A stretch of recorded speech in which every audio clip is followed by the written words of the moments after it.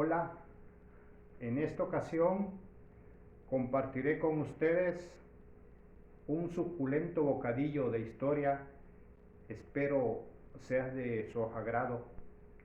El tema de hoy es la continuación del video del Tesoro Cátaro y el padre Saunier Berenguer.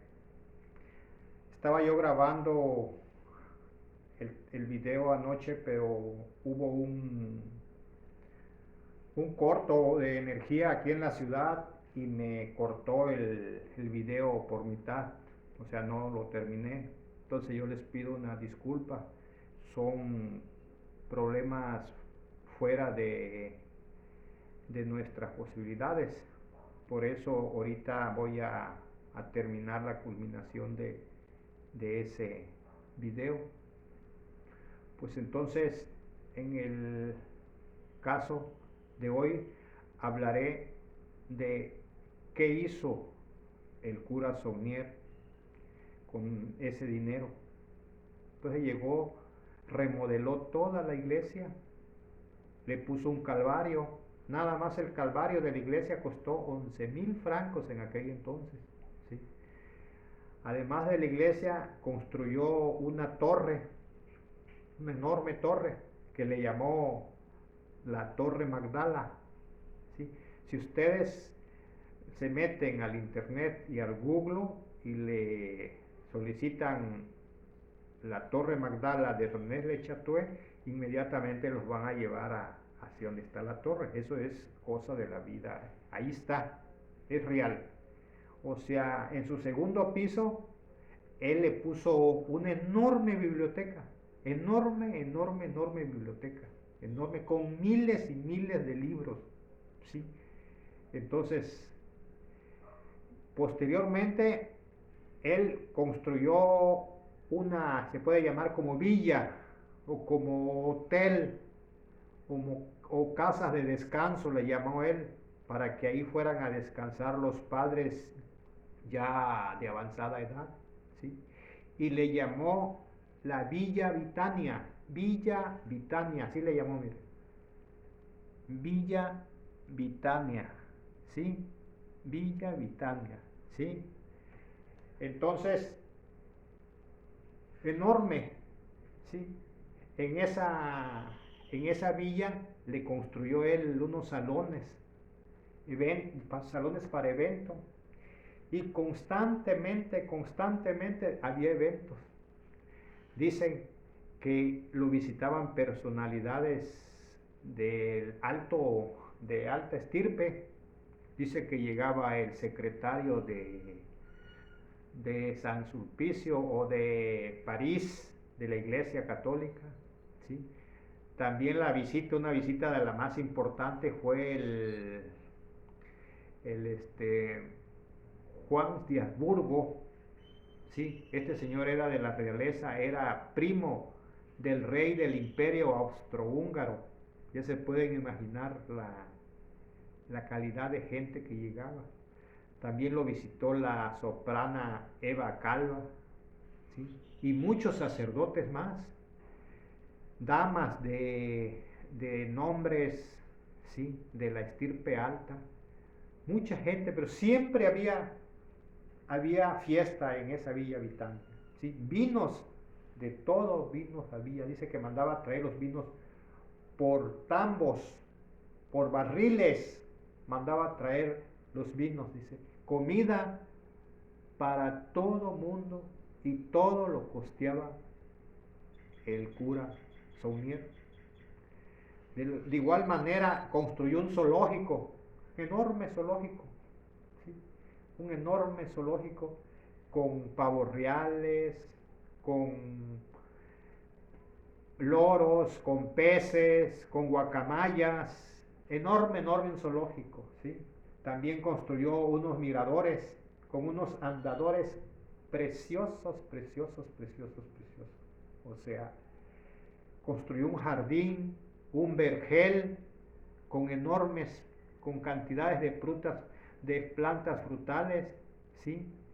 Con infinidades de plantas. Entonces, lo que pasa, o sea, lo que yo pues me admiro, de dónde obtuvo todo ese capital, todo ese dinero, porque una cantidad de dinero que él estaba gastando, ¿sí? De igual manera dice que construyó un tramo como de 5 kilómetros de carretera, una carretera que lo conectaba del pueblo de René Lechatue a la carretera principal. Era como espacio de 5 kilómetros. Él lo construyó, lo financió de su propio bolsillo, ¿sí? También a un arquitecto le pidió un proyecto, quería construir una torre de 70 metros de alto. Entonces se pueden imaginar, nada más esa torre le costaba 8 millones de francos en aquella época. Se pueden imaginar la cantidad de dinero, ¿sí? El, el padre M.R. Massier, un párroco economista que en años posteriores se dedicó a hacerle un estudio de toda su economía del padre. Dice, voy a investigar para ver cuánto se gastó el padre, y se fue a los archivos del pueblo, y se fue a los archivos de Hacienda de Carcasona, que era la zona.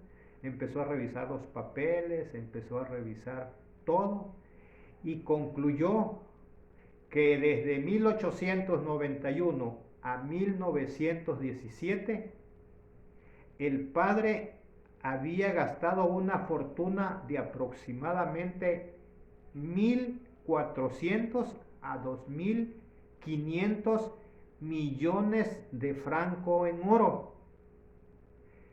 Esa más o menos fue el cálculo que él le hizo de la inmensa fortuna que el Señor gastó, no incluyendo, según la historia de algunos biógrafos, dice que a su secretaria, ¿sí?, en la parte ¿sí?, en la Villa Vitania, dice que le dejó, tenía enormes bolsas de dinero en efectivo, como bodega, ¿sí? Estoy hablando de María Narnau, su secretaria de ella, María de Narnau, así se escribe, porque yo no escribo, mire, esta fue su secretaria de ella, ¿sí? Le llamaba la Madonna, ¿sí? Ella fue su secretaria, pues a ella le dejó una bodega de dinero, de billetes en efectivo. Ya se puede imaginar la fortuna, o sea, el mismo padre que le revisó su economía, todos sus gastos, también revisó sus correos postales, ¿sí? Y dice que él concluyó o encontró 10,000 tarjetas postales y encontró 100,000 sellos de correo. Yo me pregunto, ¿a quién le escribía? ¿Con quién se comunicaba? Dice que de entre toda esa comunicación había una carta que él no quería que se revelara, que lo revisaran, se informaran. Esa carta se lo mandaba un sacerdote anglicano ya retirado, ya grande el sacerdote. Y en esa carta el sacerdote explicaba que el tesoro de Saunier Berenguer no era oro, no era perlas preciosas, no eran gemas, ¿sí?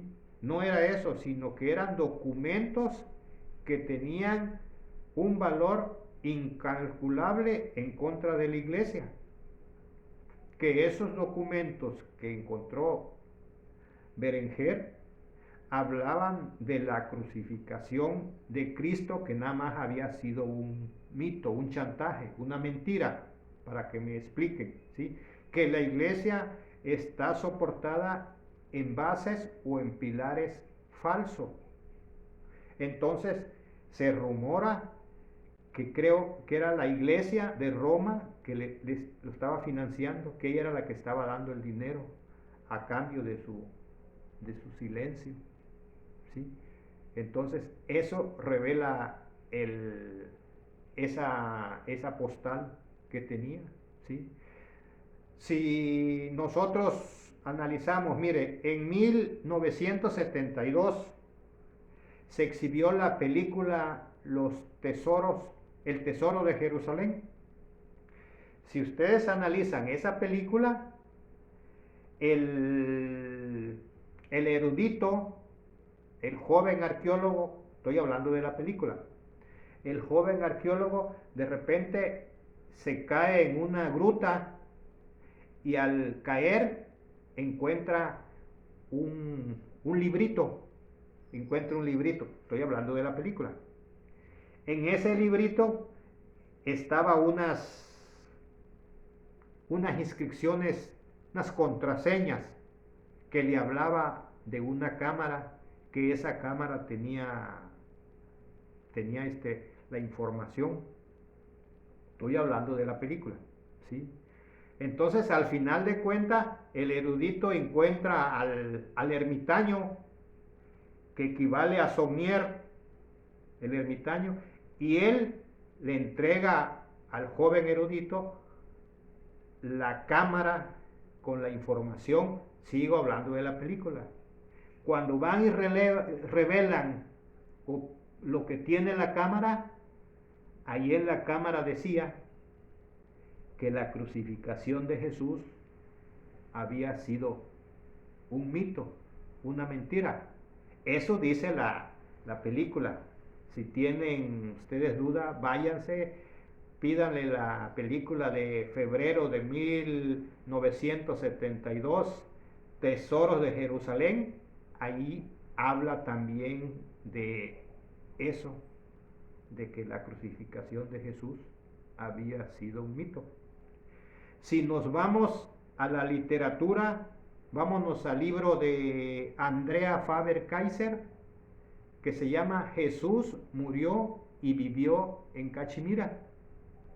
Pues en ese libro, ahí también Faber-Kaiser, o sea, relaciona o da evidencia de que Jesús vivió de la crucificación, que no murió en la crucificación, que fue todo un mito de la crucificación. Ahí revela que se fue a Cachemira, que allá vivió en Cachemira, tuvo su esposa, tuvo su hijo. O sea que lo que había sido en la crucificación había sido un mito. Pero eso dice el libro. La película también lo dice, y en diferentes tiempos. Ahora, la carta del sacerdote anglicano que estaba en sus cartas del cura Berenguer, también decía que esos documentos que él había encontrado decían que la crucificación de Jesús había sido un mito, y que en el año 45 después de Cristo Jesús todavía vivía. Eso dice la carta, pero no tenemos prueba, ¿sí? No, nada más están las evidencias, pero está la conspiración, pues, no evidencia. Pruebas no tenemos, pruebas no hay, ¿sí? Nada más están las conspiraciones, están los escritos, entonces eso ya pues pone en entredicho, ¿no? Pero de repente ya cambia su suerte del cura Berenguer, porque cambiaron al obispo de Carcasona, un obispo que lo respaldaba a él, que lo apoyaba a él, ¿sí? Porque en ese entonces el Papa, en 1902, el Papa Pío X y León XIII se enteraron de todo eso que hizo el cura Berenguer, y dijeron, pues vamos a informarnos qué es lo que está pasando con esa persona. Entonces le mandaron una carta que se presentara, ¿sí? Que querían hablar con él. Entonces Berenguer no fue, con pretexto de que estaba enfermo, no fue, ¿sí? Entonces el Papa le mandó a su jefe, ¿sí? Le mandó al Monseñor Beausejour, se llama, el nuevo obispo, así se escribe, mire, el señor. Esta persona fue el nuevo, ¿sí? El nuevo obispo de Carcasona. Pues entonces lo visitó esa persona en la iglesia a Saunier Berenguer y le preguntó, pues ¿de dónde sacas ese dinero? Porque llevas un tren de vida más que el mío. Explícame de dónde obtienes ese dinero. Entonces el cura Saunier le dijo, mire señor, usted me pide lo único que no le puedo decir, ¿sí? Porque mis donantes, le dijo, es lo único que me pidieron, ¿sabe qué? No lo puedes revelar. Y usted me pide lo único que yo no le puedo decir. Entonces le dice él, bueno, si no me puedes decir, dime tan siquiera a qué te dedicas. Entonces el cura le dice, no, pues mi trabajo es dar misa. Ese es mi trabajo, administrar los fondos de la iglesia, ¿sí? La Eucaristía, todo, eso es mi trabajo, a eso me dedico. Cosa que no le creyeron, pues, ¿sí? ¿Cómo es posible que gastando tanto dinero, ¿sí? No le creyeron, ¿sí? Entonces le dijo, pues no te creo. Y de repente le dieron el cambio de iglesia, lo cambiaron, le mandaron una orden para cambiar y dijo él, ¿sabe qué? No me puedo cambiar. ¿Cómo es posible que yo me cambie de la iglesia donde están mis intereses? No me puedo cambiar. Entonces lo cesaron, ¿sí? En 1910 lo cesaron, ¿sí? Entonces él demandó al Vaticano, con sus abogados demandó al Vaticano, y a los 2 años les ganó y volvió a su puesto, ¿sí? Pero en 1915 lo cesaron definitivamente, ¿sí? Pum, lo cesaron y lo relevó otro padre, ¿sí? Entonces entregó la iglesia, entregó todo y ya lo cesaron definitivamente, ¿sí? O sea que siempre lo movieron de la iglesia, ¿sí? Pero ya en 1917, en enero de 1917, el 5 de enero de 1917, pues él se sintió enfermo, ¿sí? Sí, él estaba en la torre, en su biblioteca de la Torre Magdala, y de repente se sintió enfermo. Empezó a tener un dolor de estómago, un dolor de estómago, y cayó enfermo, ¿sí? Cayó enfermo y estuvo enfermo. Cuando él ya se sentía que ya no se iba a recuperar, dice, quiero confesarme, ¿sí? Dice, quiero confesarme.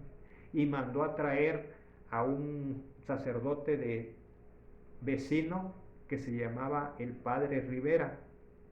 Entonces esta persona vino y se encerró con él, se confesó, no sé qué le diría, pero a tal grado que cuando salió de la confesión, el padre Rivera salió con todo el carácter y su fisonomía desencajada. Era un padre que siempre andaba contento, siempre andaba cantando, siempre andaba amable, pero a partir de esa confesión, el Señor se encerró solito, se encerró y nunca más lo veían salir, siempre se pasó encerrado. Entonces yo me pregunto, ¿qué le diría Saunier al padre Rivera? Según algunos historiadores dicen que el padre Saunier estaba pactado con las malas fuerzas.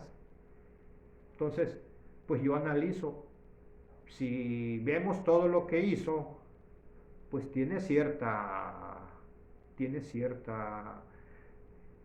verdad, porque mire, a medianoche andaba buscando el tesoro en un peñón. Imagínese una persona para que ande con el valor de esa persona. A medianoche se permanecía en el panteón abriendo las tumbas. Imagínense el valor de esa persona para hacer esas cosas.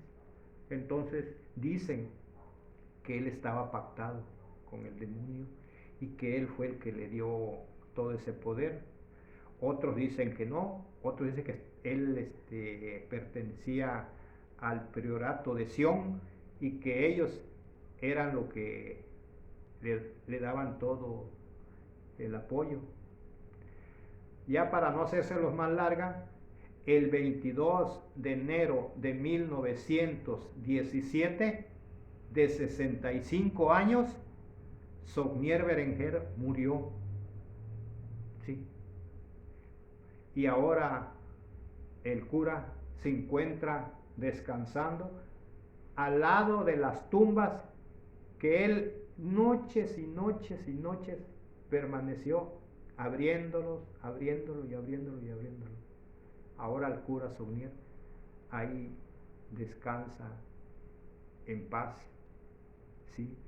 Entonces se dice que le dejó una fortuna en dinero efectivo a su Madonna. Eso le llegó al oído del gobierno de Francia y él quiso acaparar ese dinero y dijo, pues, ¿cómo hago? Entonces lo que hizo él, mandó una ley donde mandó a eliminar todos los billetes antiguos y sacó nuevos billetes con la finalidad que llegara el dinero a sus arcas. La condición era que toda aquella persona tenía que llevar su dinero y él le iba a extender dinero nuevo, pero yo tenía que decir la procedencia de ese dinero.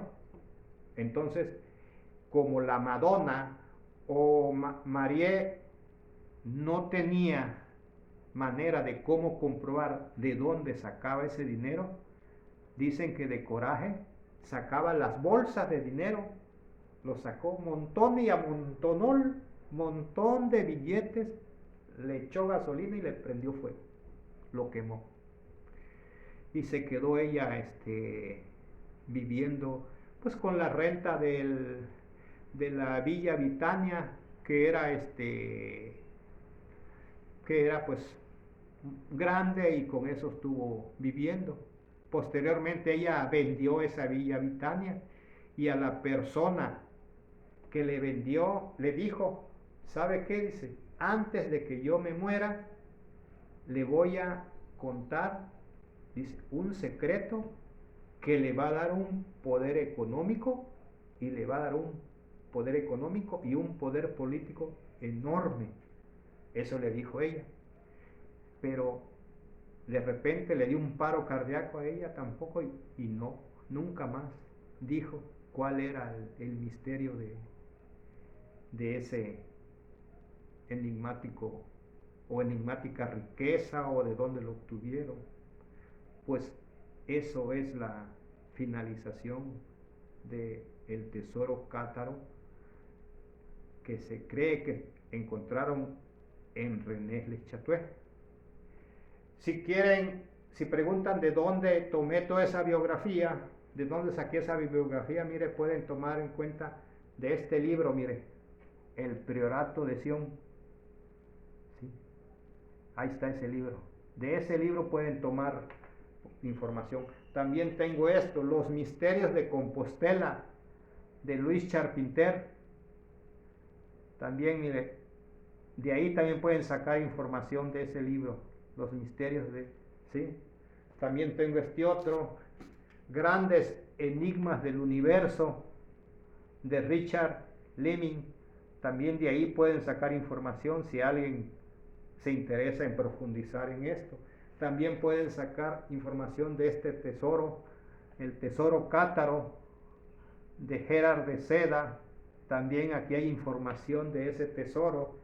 También hay en este, mire, en el código Da Vinci, también de aquí pueden sacar información.